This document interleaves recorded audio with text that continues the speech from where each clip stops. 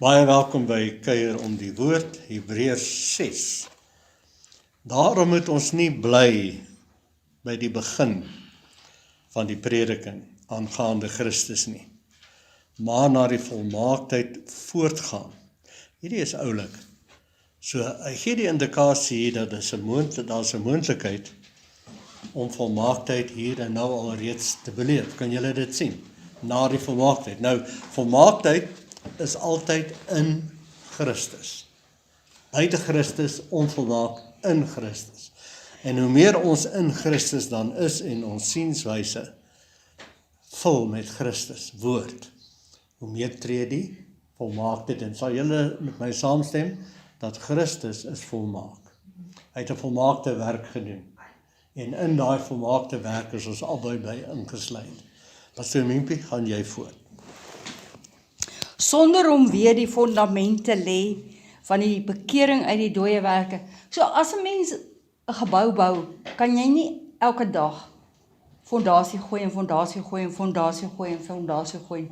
Jy moet tog nou die fondasie gooi en dan moet die fondasie mos nou settle en dan kan jy mos nou voortgaan om die gebou te bou. So dit sê vir my dat daar is tog 'n proses van om te groei in jou volwassenheid tussen jou ore. In jou geestelike dimensie is jy klaar volwasse, maar tussen jou ore, jou emosies en al daardie goed, het jy nog nie geleer om volwasse te wees nie. Sonder om weer die fondamente lê van die bekering uit die dooie werke en van die geloof in God. Hierdie 6 goed is basiese beginsels wat ons vir die mense leer wat pas in die nuwe bedeling inkom. Mense wat pas wedergebore is en ons verduidelik vir hulle hierdie goed. Nou, as Kan jy ek iets verder net gaan, gou gooi hierso, die dooie werke, sien ek baie duidelik mense wat die wet doen om daardeur regverdiging te ervaar, of vryspraak. Hulle dink as hulle die wet doen, dan is dit afgehandel. Ons weet, ons kon dit nooit doen nie. Wat ons nooit kon regkry nie, het Christus vir ons en as ons gedoen, en dit vir ons as 'n geskenk gegee. So in Christus weer kan ons dit doen. En dan, dooie werke is dan, jy probeer self om jou eie saligheid ja, daai is baie te oulik. ervaar. Maar Ja. wat is lewendige werke dan? Wanneer ons glo wat Christus klaar gedoen het en daaruit begin leef. En jy is wat die woord sê jy is, wat Christus sê jy is, klaar, en jy vat dit en jy sê dankie Here en jy begin dit leef, dan raak dit lewendige werke. So jy probeer nie iets doen wat jy klaar is nie. Die woord sê wat jy klaar is, wat jy klaar kan doen en wat jy klaar besit, en dit aanvaar jy en jy sê dankie en jy wandel daar, dan begin jy oorgaan van dooie werke na lewendige werke. Van die leer van die doop. Die leer van die doop, julle weet, doop is een van die 2 sakramente. Ons het 2 sakramente, ons het die heilige nagmaal en ons het die sakrament van die heilige doop. So 'n sakrament is nie 'n ding wat jou verander nie. 'n Sakrament is iets wat jou help om iets te onthou wat klaar in die gees gebeur. Pragtig, dis oulik. Soos wat as ons Ja. nagmaal gebruik en ons drink die wyn en ons eet die stukkie brood, dan kruisig ons nie weer vir Jesus Christus nie. Ons herdenk dat hy het dit reeds gedoen. Ons kan net hierby noem dat die 2 sakramente is eintlik in 'n neutedop 'n opsomming van die 3 dae kruisoperasie. Wat byvoorbeeld doop, waterdoop, is die Griekse woord baptisia, wat beteken totale algehele onderdompeling van een voorwerp in 'n ander voorwerp in. En wanneer ons dan die doop doen, is daar baie water, en die persoon wat tot geloof gekom het, word dan in die water ingeneem, totaal onder die water ingedruk, wat beteken kruise, dood, begrafnis, begrawe, kan julle dit sien? Verdwyn onder die water. En dan, afhangende van hoe groot die ou se sonde is, hou ons hom 'n bietjie langer daar. En dis net 'n grappie, so moenie bang wees as jy dood nie. Dan haal ons die persoon uit die water uit. Dit praat van lewendig word, opstanding, en dan sit in hemelse plekke saam met hom. Kan julle dit sien? Nagmaal, soos Pastor Miepie nou gesê het, gebruik ons die simboliek van die brood, Jesus wat die brood, lewende brood is, en dan die wyn, sy bloed, wat vir ons gestort is. Kan julle sien, die twee sakramente het alles te doen met die 3 dae kruisoperasie, waarby ons ingetrek is, Johannes 12. Jesus sê, as ek aan die kruis gaan hang, sal ek julle almal by my intrek. So wie sê dankie daarvoor? Wow, hy het die werk voltooi en is afgehandel. Nou, ek gaan net na Romeine 6 toe, terwille van die ouens wat luister, Romeine 6 vanaf vers 1 tot vers 8. Maar ek gaan vers 1 lees. Hy sê, wat sal ons dan sê? Sal ons in sonde bly, dat genade meer kan word? Nee, stellig nie. Want ons het die sonde afgesterf. Hoe kan ons nog daarin lewe? Kan jy sien, dis iets van die verlede. Jy het die sonde afgesterf. Nou sê jy, maar ek het gister weer sonde gedoen. Ja, maar jy is mos nou gedoop. En nou sê hy, weet julle nie dat ons almal wat in Christus gedoop is, in sy dood gedoop is? Ons is dus saam met hom begrawe deur die doop in sy dood. So daar sê hy dit. Ja, amen. Jy is ingeneem in die 3 dae kruisoperasie. Die werk wat jy nie kon doen nie, het hy klaar vir jou en as jy gedoen. En al wat vir ons oorbly is glo. Amen. Dis voltooi. En dis nou op jou rekening geplaas as 'n geskenk. Nou gaan hy aan. Hy sê, sodat net soos Christus ook uit die dode opgewek is. Ag, dankie tog. Jesus het nie net dood gebly nie. Hy het ook opgestaan. Net soos wat Christus dan in die dode opgewek is deur die heerlikheid van die Vader, ons ook. Ons ook, sê ons ook. Amen. Ons ook. Dat ons ook so in 'n nuwe lewe kan wandel. Want as ons, en ons weet ons het, met hom saam gegroei het, deur die gelykvormigheid van sy dood, sal ons dit tog ook kan wees deur die aan sy opstande. En nou moet ek net daai woordjie sal gou weer definieer. As jy gaan kyk in die oorspronklike Grieks, bestaan die woordjie sal nie. Hulle het hom maar ingesit, want baie ouens kan nog steeds nie glo dat dit het klaar afgehandel en jy het dit nie. So as jy die woordjie sal uithaal, dan lees dit eintlik meer korrek. Maar as jy teruggaan na Efesiërs 2 toe, dan staan dieselfde basis daar. Ons het saam met hom lewendig geword, saam lewendig geword, klaar. Saam opgestaan, klaar. En saam sit. Dis rus nou in sy voltooide werk in hemelse plekke. Vers 6. Aangesien ons dit weet, dat ons ou mens, jou ou mens, saam gekruisig is, saam begrawe is, né? Daai ou mens van sonde, ja. en die Griekse woord vir Ou sonde natuur. is hamartia, wat beteken mis die beeld wat liefde is van die Vader, sy natuur, so daai ongeduldigheid, daai onvriendelikheid, daai vredeloosheid, daai blydskaploosheid, daai liefdeloosheid, is nou aan die kruis vasgenaal en begrawe, en gekruisig, dood en begrawe, tot niet gemaak. Ou mens, tot niet gemaak. Hallo al die nuwe mense. Ja, bestuur, ek weet nie, die ou mens bly opstaan in my. Man, hy is aan die kruis. Bestraf hom, sê vir hom voetsek. Sê vir hom, jy is aan die kruis vasgespijker. Jy sien, jy is wat die woord sê jy is. Jy is 'n nuwe skepsel in Christus Jesus. Amen. Ek gaan so 'n bietjie skiep vers 9.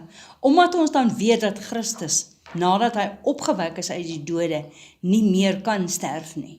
Jy kan net een keer sê. Kan jy net weer noem die skrif wat jy nou so pas lees daai? Vers 9, Romeine 6. Romeine Die 6. dood heers oor hom nie meer nie, want die dood wat hy gesterf het, het hy vir die sonde eens en vir altyd gesterwe. Maar die lewe wat hy leef, leef hy vir God. So moet julle ook reken dat julle wel vir die sonde dood is, maar lewendig is vir God Amen. in Christus Jesus. Want dis mooi, né? Amen. So wanneer daai sonde in jou wil opstaan, daai ongeduld of daai onvriendelikheid of daai onbedagsaamheid en daai ongeduld veral, dan sê jy vir jouself, stop dit net daar, stop dit net hier, dis dood. Jy is nie meer dit nie. Nee, ek is 'n ongeduldige mens, my oupa grootjie was, dis in ons DNA. Ag twak man. dis tussen jou ore 'n verkeerde sienswyse, dis al. Kry dit uitgeroei in Jesus naam. OK? En van die handoplegging. Nou handoplegging is een van die basiese beginsels en hulle sal hande op die siekes lê en hulle sal gesond word. Ook handoplegging om die Heilige Gees te ontvang. Nee, handoplegging om mense te verordineer in sekere posisies en in sekere En nou het ek iets hierso vir dit. Kan ek is gou reg? iets sê? Is reg? Hy sê na die volmaaktheid voortgaan. So wat is beter as om op pad te wees om gesond te word en om te begin dink ek is klaar gesond? Kan julle sien? As jy op pad is om gesond te word, dan is daar 'n afstand. Dan is jy nog in die tyd sê almal tyd. As jy begin sê, dankie Jesus, ek is gesond. Waar is jy dan? Dan gaan jy in die ewigheid in. Nou, ek wil net kwalifiseer. Almal van ons word oud, almal van ons kan siek raak en jy kan gaan. Ons het sopas nou met Johan en dit is vir ons almal baie hartseer. Maar weet jy wat, hy is nou op 'n plek wat hy nie verruil vir enigiets nie. So hy is nou gesond. Hy is nou blakend gesond. So baie keer aan hierdie kant van die lewe bereik 'n ou nie daai. Enigeen van ons kan eendag skielik siek raak en ons kan bely en ons kan verklaar en dis goed so. So hou aan om dit te doen. Dis niks verkeerd daarmee nie. Hou aan te sê deur sy wonde is ek gesond. Maar wat daar gaan jy? Dan is jy gesond. Vang julle wat ek sê. Maar terwyl ons lewe, wat jy sê is wat jy gaan hê. As jy eers dit begin verloor tussen in jou ore, dan gaan jy vinnig aan die ander kant toe. Wat niks verkeerd is nie. Daar's niks verkeerd nie. Daarmee nie, okay? Maar vir ons wat nog in die lewe oorbly, hou 'n positiewe sienswyse. Dit kan jou langer aan die gang hou terwille van die mense in jou lewe. Maar as jy moet gaan, gaan jy een of ander tyd. En dis hartseer. En ek glo Daleen dat die troos van die Heilige Gees is in jou en met jou. Pastoor Mempe het 'n oulike boodskap gebring. Sy het gesê, ek dink dit was Sondag. Sy sê, moenie oor iemand anders praat as jy nie eens in daai persoon se skoene was nie. Hoe het jy dit gestel? Ja. En dit vreeslik mooi gestel. Ja. Ek het so daarvan gehou. Sondag se les moet julle luister wat sy gebring het. Dit is so vertroostend. So dis maklik vir ons om te sê ja, maar as ek daar was, sou dit nie gebeur het of dit nie gebeur het. Jy kan nie dit sê. Jy was nie in daai persoon se Se skoene. skoene nie. Ja. Verstaan julle dit? So ons moet ook nie neerkyk op mense wat dan in siekte toestand swaar kry en sê, ja, maar weet, hulle het nie die geloof wat ek het nie. Pasop, jy sê dit en volgende oomblik is jy daar. Moenie iets sê van iemand anders as jy nie in daai persoon se skoene was nie. So dit gaan nie oor gesond word, ek moet gesond, as jy nie gesond word nie, as jy nie 'n gelowige nie. As 'n ander baie belangrike aspek, dis geloof wat deur die instaande Galasiërs, wat deur die liefde werk. Hy sê as jy geloof het om berge te skuif, maar jy het nie die liefde nie, is jy niks. So moenie by my kom spog met jou groot geloof nie, kom lewer met liefde. Geloof werk deur die liefde. En dit geld vir alles, jy weet, 'n mens vat byvoorbeeld partykeer skei mense en dan is dan ons geneig om te sê, jy moenie skei nie. Jy weet, dis teen die woord. Ja, maar was jy in daai persoon se skoene? Het jy saam met daai persoon geleef? Het jy gevoel hoe voel dit om saam met daai spesifieke persoon te leef? En daarom sê die skrif ook, Moses het gesê, as jy dit nou nie meer goed vind nie, in die Ou Testament, dit is nou 'n ander lering, maar dan skei dan, en in Korintiërs sê hy ook, as die ongelowige dit dan nou nie meer goed vind nie. Om in die gelowige saam te leef, kan hulle ons maar skei. Nou, so dit geld vir allerlei dinge. Die ding is, jy kan nie iemand oordeel as jy nie in daai persoon se skoene gestaan het. Okay? Ons het nou saam met Johan tydjie ervaar en Daleen, jy die eerste. En maar daar's ook positiewe kante daar. Wat vir my mooi was, is wat jy gesê het, hy kon begin sien in die gees. Ja, En hy het begin sê, ek gaan nou. En vir almal van ons gaan daar 'n tyd kom wat ons sê, ek gaan nou. amen. Maak nie saak hoe groot geloof. Ek sien daar's van hierdie groot Dis 'n tyd om gelowiges, te ek gaan nie name noem nie. Die ou staan in die 90 en hy beklei nog steeds daarmee, maar ek is gesond, en ek gaan vir ewig soos basies lewe. Niemand gaan vir ewig lewe nie. Maar geloof is 'n goeie ding, maar dit moet deur die liefde werk. Liefde maak nooit enige iemand seer nie. Die liefde is blydskap, vrede, geduld, vriendelikheid. So terwyl ons met ons groot geloof spog, maak seker dat dit is vriendelik, blydskap, vrede. Hoe voel die ander persoon teenoor wie jy spog met jou geloof? Druk jy daai persoon daar af in die aarde inhou met jou sogenaamde groot geloof, of bou jy daai persoon op en tel jy hom op? Vang julle wat ek sê? Geloof wat deur die liefde werk. Ja, Dis ware geloof.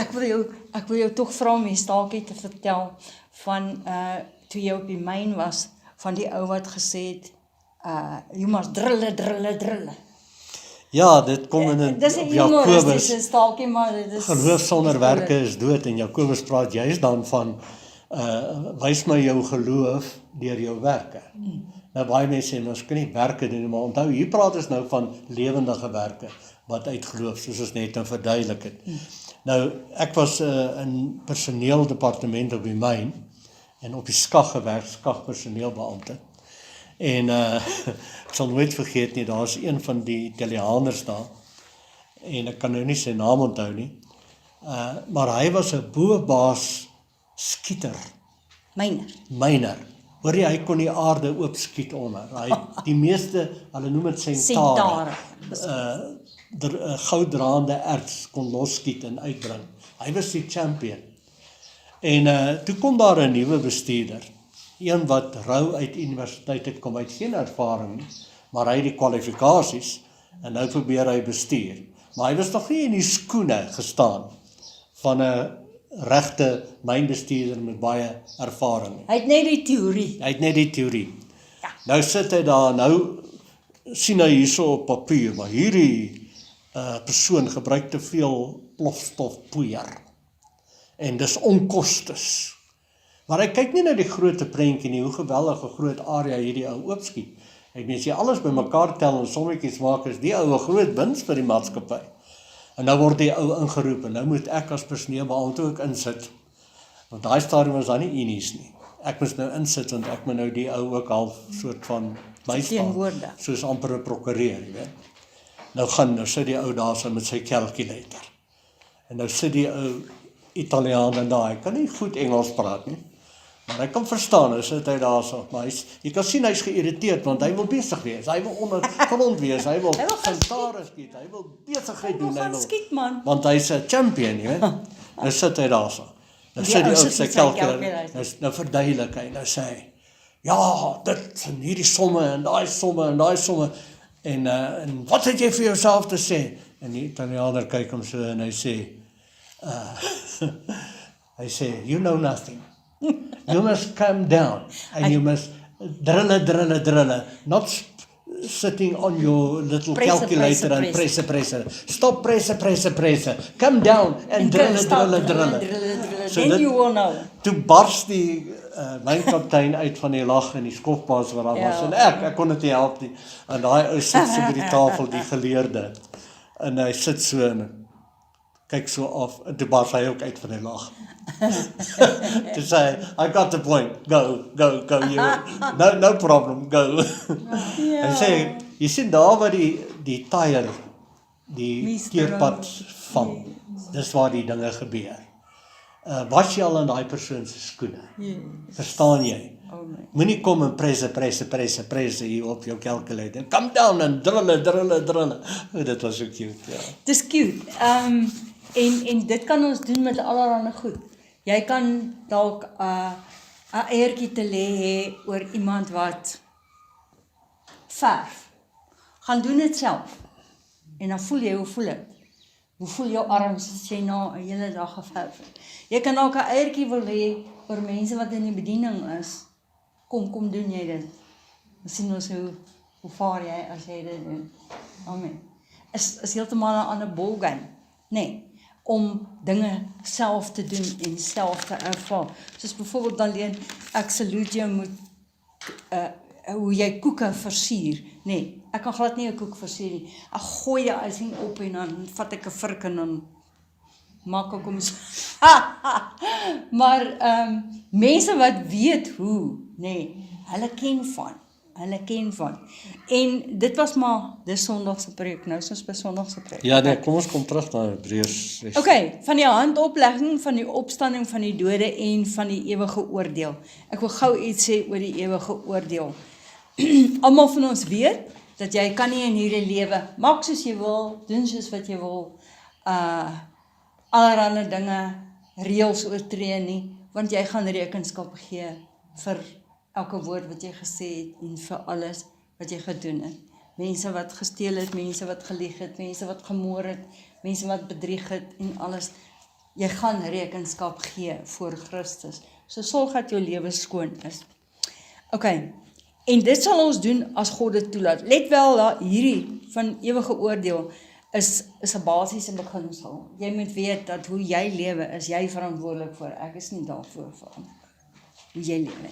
Ja, ek sien jy gaan nie wegkom met moord nie. Miskien het jy weggekom in hierdie aardse fisiese liggaam van jou en jy kan dalk spog en sê, wie, ek het 'n paar moorde gepleeg en het nooit agterkom as ek nie. Ek het slegte nuus vir jou. Die geestelike wêreld weet van jou en jy gaan nie wegkom met moord nie. Okay, want dit is onmoontlik om die wat eenmaal verlig geword het en die hemelse gawe gesmaak het en die Heilige Gees deelagtig geword het en die goeie woord van God gesmaak het en die kragte van die toekomstige wêreld en dan daarvan afvallig geword het. So, hy noem 'n paar goeders hierso, hy sê verlig geword het, met ander woorde, verlig geword het, beteken jy het 'n openbaring ontvang, jy het 'n revelasie ontvang van wat Christus vir jou gedoen het. As jy daai revelasie ontvang het, nee, is dit lankal nie meer kopkennis nie. Dis en onthou nou, die boek Hebreërs is die afspeel van die ou verbond teenoor die nuwe verbond. Jesus het dit in sy prediking aangekondig, dit was Jesus' eerste woorde was, verander julle sienswyse want die nuwe koninkryk is hier. En nou het sommige mense die nuwe koninkryk gesmaak en daarin begin operate, begin lewe, en dan keer hulle weer terug na die ouwe toe. So dit was so 'n spanning gewees tussen die twee. En die hemelse gawe gesmaak het, en die Heilige Gees deelagtig geword het, en die goeie woord van God gesmaak het, en die kragte van die toekomstige wêreld, en dan afvallig geword het, om die weer tot bekering te vernuwe. So wat hy basies sê is, as jy moet besluit waar jy is, in die ou verbond was sondes net bedek gewees, en dit het net gehou vir 'n jaar. Jy moet besluit waar wil jy wees. Wil jy in daai ou bedeling wees, of as jy besluit, nee, ek is in die nuwe bedeling, ek is waar Jesus Christus eenmaal die prys betaal het, en sy bloed het nie net bedek nie, sy bloed het jou sonde weggeneem, asof dit nooit was nie. Weggeneem. So ver as die weste verwyder is van die ooste. Nou, onthou nou hierdie ou verbond is nog in plek, die tempel is die setel of die sentrum van die ou verbond waar diere nog steeds geoffer is. So hulle was nog steeds besig daarmee. So die ouens wat nou daar uitgeklim het en gekom en sê, maar Christus is die ware paaslam, want nou dit het toe nou klaar plaasgevind, en ons is nou in die nuwe bedeling, ons gaan nie meer diere offer nie, ons sondes is nie net meer bedek nie, ons sondes is nou weggeneem. Nou is hulle in daai kant, nou keer baie van daai mense weer terug, na die ouwe toe. How dumb can you get and still breathe, het jy nou gesê. Hallo mense, okay.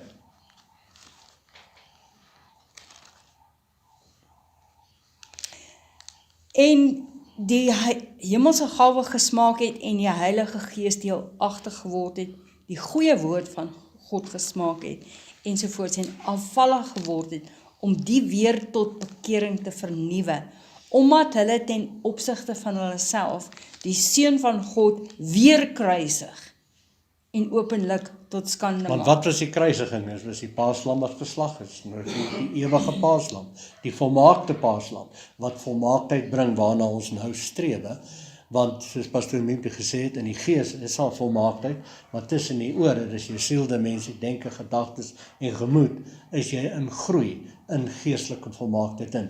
En hoe gebeur dit? Deur 'n geestelike woord te kry en in te neem. Maak jou geestelik tussen die ore, en geestelikheid is volmaaktheid. Amen. So baie keer kry 'n mens dat mense wil teruggaan na die oue toe. Jy weet, en dan byvoorbeeld as ons hier praat van die ou tabernakel en dan wil hulle teruggaan na daai van, jy weet, hulle is nou gedoop en hulle is nou gevul met die Heilige Gees en alles en alles en alles. En nou sit vir hulle nie lekker nie, op een of ander manier is dit nie wat hulle gedink het dit gaan wees nie. En dan besluit hulle maar, ek gaan terug na die wet toe. Ek gaan probeer om weer die wet te hou. Nee, jy kan nie. Jy kan nie die wet hou nie. Niemand kan die wet hou nie. Jesus Christus het die wet gehou en hy het ons uitgebring van daai bedeling af in 'n nuwe bedeling. So jy kan nie op twee stoele gelyk sit nie. Jy kan nie in die een oomblik sê, maar ek is in die ou verbond en die volgende oomblik as dit jou pas, dan sê jy nee, nou is ek onder genade. Nee, nou is ek weer onder die wet. Nee, nou is ek weer onder genade. Nee, nou is ek weer onder die wet. Nou is ek weer hier, nou is ek weer daar. Nee, dis wat Hebreërs 6 sê. Hy sê, kom nou weg daarvan en word nou groot, want anders te kruisig jy weer vir Jesus Christus. Jy sê weer dan, met ander woorde, maar Jesus Christus, dit wat hy aan die kruis gedoen het, was nie genoeg nie. Ja. Dit was nie genoeg nie. Was nie volkome nie. En dit kan ons nie sê nie. So wat die 3 dae kruisoperasies vir jou doen, dit sê vir jou wat klaar reeds gebeur het, voltooide werk van Christus. Dit het jou nou in die nuwe skepsel lewe ingebring. Jy is nou wat hy sê jy is. Jy kan doen wat hy sê jy kan doen en jy besit wat hy sê jy besit. Nou die wet, mense wat die wet ons nastreef sê, ek is nog nie daar nie, ek moet dit nog wees. So ek probeer nou iets doen wat ek eintlik klaar is. Hoe absurd kan dit wees? Jy is dit klaar, maar jy probeer dit nog steeds doen. Vang julle wat ek sê. So kom aanvaar ons dit net nie en sê dankie Here, ek is wat u sê ek is. Amen. Want die grond wat die reën indrink, wat dikwels daarop val en nuttige plante voorbring terwille van hulle vir wie dit ook bewerk word, het deel aan die seën van God. Nou dit vat my dadelik terug na Jesaja 55 wat hy praat van bekom die Vader se hemelse gedagtes en net daarna dan sê hy, want soos die reën op die grond val, so sal die woord, en wie is die woord wat vlees geword het, onder ons kom woon het? Jesus.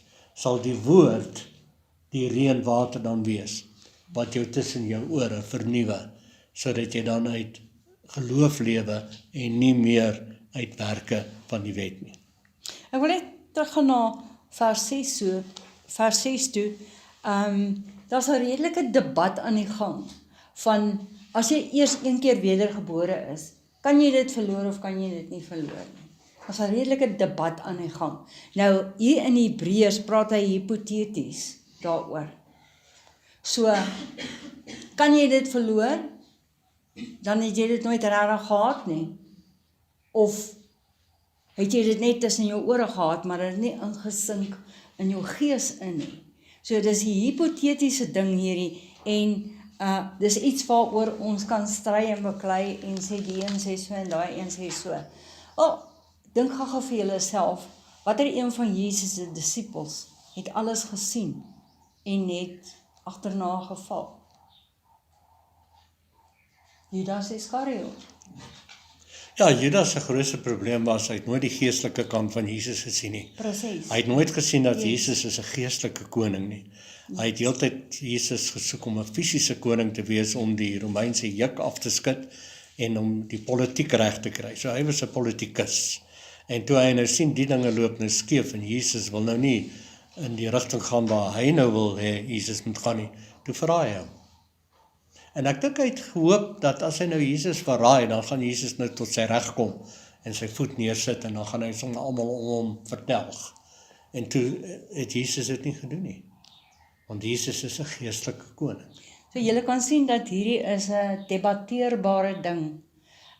So het Judas regtig wat diep ingesien in wie was Jesus Christus. Ja, definitief nie. Maar daar's een wat sal oordeel. Die harte van mense sal oordeel en ek en jy oordeel nie mense se harte nie. Daar's net een persoon wat weet wat in mense se harte is en dis God self. Ja, en as Judas nou net geglo het, Yes. het hy nie nodig gehad om homself om die lewe te bring nie. Want hy aan die kruis, toe Jesus daar hang, het hy ons almal ingetrek. So die dood wat Judas nodig gehad het, was aan die kruis deur Jesus gedoen. Hy kon net vergifnis kry. En sê ek is saam met hom gekruisig, saam met hom dood, saam met hom begrawe. En daar is die ou mens van sonde tot niet gemaak. Maar toe gemaak hy homself dood. Hoe dom kan jy wees en nog steeds asemhaal? Vers 8, maar as dit dorings en distels oplewer, hier praat hy van die vrugte. Nee, 'n boom. 'n Boom ken jy aan sy vrugte. Nee, as hy goeie vrugte dra, dan weet jy dit is 'n goeie boom. Maar geliefdes, ons is aangaande julle van beter dinge oortuig, dinge wat saamhang met die saligheid, al spreek ons ook. Jy het nog nie hierdie ding klaar gelees heeltemal nie. Het jy vers 8 nou pas gelees? Maar as dit dorings en distels oplewer, het jy gelees, né? Yes. Deeg dit nie en is naby die vervloeking. Die Die einde daarvan is verbranding. Ja, ek het hom gelees. Nou, wat vir my mooi is van die verbranding, as jy die woord inkry, dis die paaslam wat geslag is en oor vuur gebraai is, ons sê dit baie. So eintlik kry jy vuur van die woord in, want daar's vuur in die woord. Julle almal weet, as jy gekookte vleis proe, dan proe dit nie soos braaivleis nie. Maar as jy braaivleis proe, dan proe jy wat? Jy proe die vuur in die vleis. So, wanneer jy die paaslam eet, hierdie woord wat ons nou het, en jy eet dit, kry jy vuur tussen jou ore, die vuur van die woord. En dit is dan daai vuur wat al die nonsens of verkeerde sienswyse uitbrand.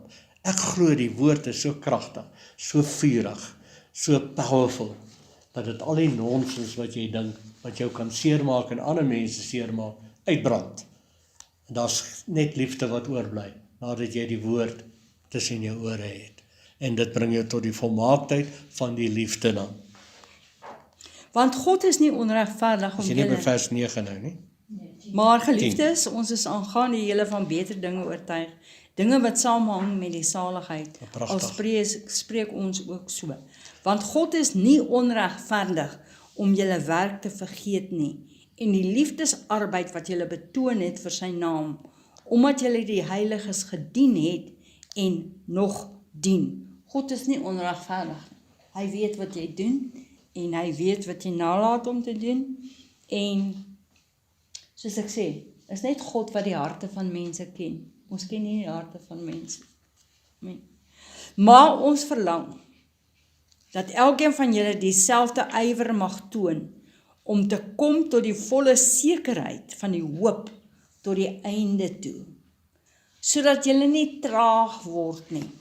Sodat julle nie traag word nie, maar navolgers van hulle wat deur geloof en lankmoedigheid erfgename van die belofte is.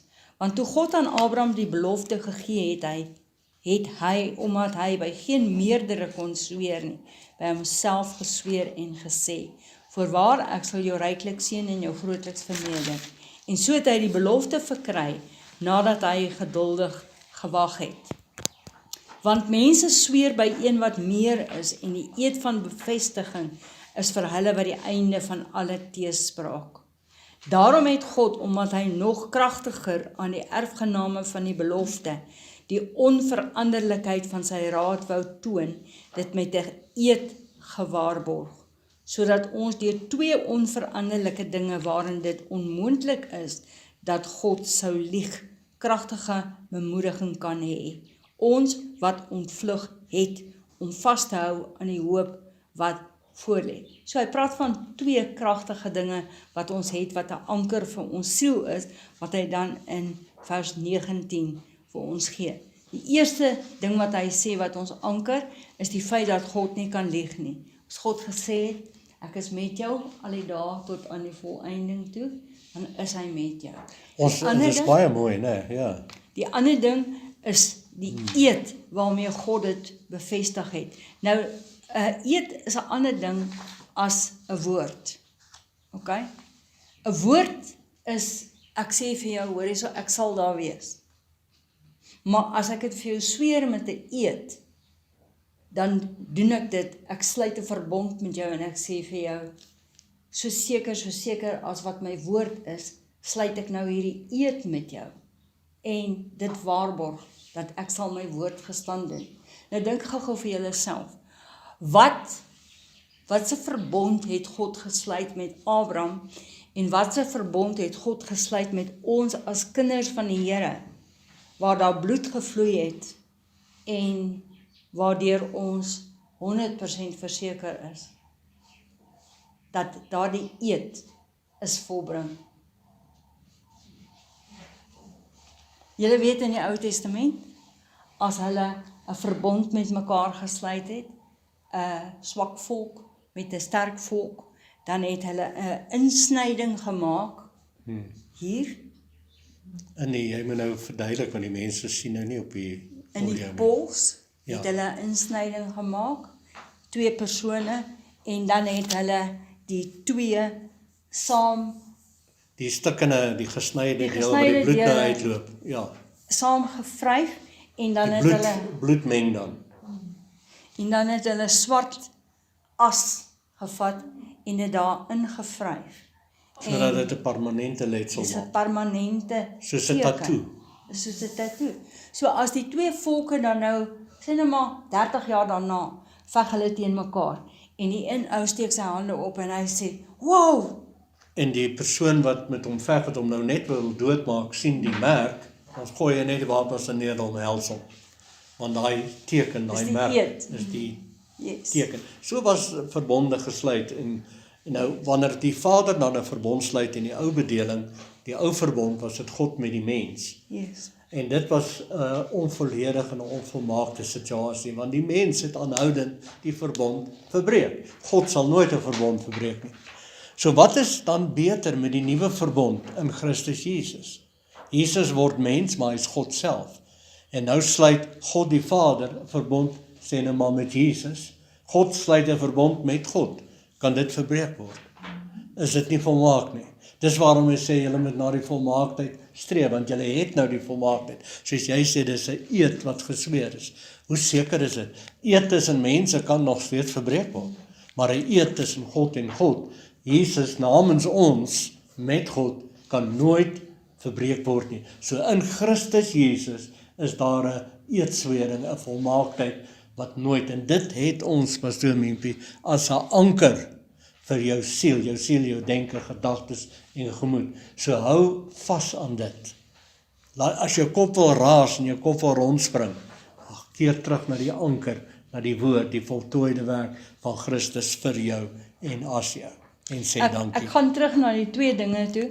God het beloof, hy sal die Messias stuur. Dit was sy woord. Wat was sy daad en die eed wat hy gesweer het? Toe Jesus Christus aan die kruis gehang het. Amen. Daar het bloed gevloei. Daar was insnyding gewees. Daar was gesteek in sy sy. En daar is ek en jy ingegraafd in sy nuwe verbond. En dis waarom die 2 Emmausgangers, hulle het nie Jesus geëie nie.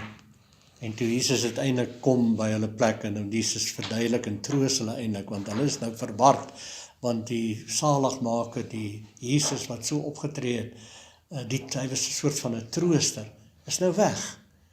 En hier stap Jesus saam met hulle terwyl hulle so op gesprek is op die pad van Emmaus. En Jesus verduidelik vir hulle alles, maar hulle sien nog steeds nie dis Jesus nie. Maar wanneer erken hulle Jesus? Toe hulle by hulle huis kom, maak Jesus as hy wil verby beweeg. Hulle sê, nee, kom, ons eet saam. En toe Jesus die brood breek aan die tafel, toe moes hulle die hande gesien het. En toe gaat hulle oë oop. Die Bybel sê daar, en hulle oë het oopgegaan. En toe het Jesus hulle gesig verdwyn. En toe sê hulle, wauw, ons was dan so honger en ons kon nie verstaan, dit was so aangenaam. Dit was Jesus. Amen. So pragtig, daai teken van die verbond, daai eedswering. Ons het dit as 'n anker vir ons denke, gedagtes, gemoed, ons siel. As ek net kan teruggaan na die eet. Ons wat lief is vir tuin maak en goed, Piet sal weet, as jy 'n ding wil graft op 'n ander ding, jy wil hom graft. Jy vat byvoorbeeld 'n roosboom wat actually 'n geel roos is en Of 'n willeroos, né? of 'n willeroos is en jy wil op hom graft byvoorbeeld 'n rooi roos, dan moet jy wat doen? 'n insnyding. Dan moet 'n insnyding gemaak Maak 'n keep uit daai takkie uit, dan raak hy so wit, met tyd loop daar so 'n bietjie, lyk of al bloed wil uitkom, né? en dan sny jy 'n takkie van die roos wat jy wil inent en jy maak hom skerp en jy sit hom tussen die bas en daai in en dan word hy stewig vasgedraai En dan vat hy naderhand. en later aan Is hy ingeënt. kan jy nie meer sê dit was 'n willeroos of dit was 'n wit roos nie. Dan het hy een geword, uit saamgegroei. Dis die eet. Amen. That's the oath wat God hier bedoel. En dit wys alles na Jesus Christus aan die kruis. Ja. En ek en jy is daarbey ingesluit en ek en jy is daarbey ingeënt. Waar Jesus as voorloper vir ons ingegaan het. Ek wil net vers 19 lees Ja, wat ek het wou al sê, geskep. ja. Want ons het dit as 'n anker vir ons siel.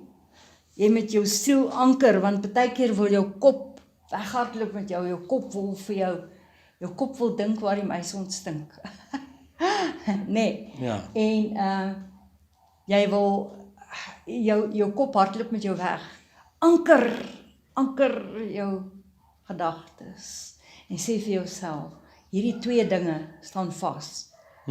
Die eed wat God gesweer het en die waarborg daarvan was die kruis en die ander een is die woord van God waar God sê he has magnified his word above his name. Ek het hierdie skrif nie kans gehad om hom te soek nie, maar ek sal hom vir julle gee. En dan pragtig, hy sê, en ingaan tot die binnekant van die voorhangsel. Die voorhangsel was die dik gordyn wat die mees heiligste plek geskei het van die heiligdom. Nou ons weet simbolies of geestelik gesien is die heiligdom jou siel, denke, gedagtes, gemoed en die mees heiligste plek is gees. So wat het gebeur? Daai dik gordyn toe Jesus aan die kruis hang het geskeur van bo na onder. So dis verwyder. So daar's nie meer skeiding tussen gees en siel nie. So jou denke, gedagtes en gemoed raak nou geestelik. Dis die volmaaktheid, kan julle dit sien? Die dik gordyn is weg. Maar nou wat gaan doen ons? Ons raak weer godsdienstig en tradisioneel en ons hang weer die dik gordyn op. Haai mense, ons moet dit nie doen nie. Kom uit jou boksie denke uit. Kom in die vrydenke van Christus Jesus. Boksie denke is politiek. Ek sien dit so en jy sien dit so. Nee, kom ons sien dit soos Christus dit sien. Kom ons denke word verander deur Christus in hierdie nuwe verbond en dit is 'n anker vir die siel. Siel is denke, gedagtes en gemoed. En ons is nou in die mees heiligste plek gees. Want jy kry nou 'n geestelike woord. Dis hoe jy meer geestelik raak. Voed jouself met hierdie geestelike woord totdat jy al hoe meer die volmaaktheid ervaar tussen jou ore dan. In vers 20, waar Jesus as voorloper vir ons ingegaan het, hy wat volgens die orde van Melchisedek 'n hoëpriester geword het vir ewig. Nou jy het nogal 'n studie gedoen oor Melchisedek. Ons het eintlik 'n hele les Ons het nodig eintlik 'n daarvoor. hele les nodig daarvoor, maar ek wil julle net gou vat na Genesis 14 toe en ek wil hê julle moet so lank bietjie Genesis 14 gaan lees, want hierdie van Melchisedek is nogal moeilik om te verklaar en daar's verskillende verduidelikings daarvoor, maar ek wil julle gou vat net na Genesis 14 toe. En soos wat hy hier sê in Hebreërs, volgens die orde van Melchisedek. Ek wil hê jy moet hierdie woord onthou, die orde van Melchisedek. Dit sê dit was 'n soort van 'n Dimensie. priesterskap. Ja. Okay? En dan wil ek jou vat na Genesis 14 toe en vers 18 En dan gaan ek dit daar los en dan gaan jy so bietjie gaan dink daaroor, want ons gaan volgende week gaan ons nou daarmee begin. Genesis 14 vers 18 en Melchisedek. Nou, luister mooi. Die koning van Salem. Salem beteken vrede. Die koning van vrede. Wag, jy hardloop my vooruit. Melchisedek, die koning van Salem, vergeet nou eers van Salem, want ek gaan nou by Salem kom. Koning en priester. Koning en priester. Die orde van koning en priester. Al die Ou Testamentiese hoëpriesters was nie konings nie. Dit was net priesters. Dit was net priesters. Interessant. So onthou daai ding. Koning en priester van God, die Allerhoogste, het brood en wyn gebring en vir Abraham geseën en gesê, geseënd is Abraham deur God, die Allerhoogste, die skepper van hemel en aarde. Let wel, Kyk, daar is al reeds die idee van nagmaal, né? Brood en wyn. Ja, let wel, hy seën eers vir Abraham. En dan kom hy en hy seën, en geseënd is God die Allerhoogste, wat die vyande in u hand gegee het. Toe gee hy, Abraham, vir Melchisedek 'n tiende van alles. Lank voor die wet, né?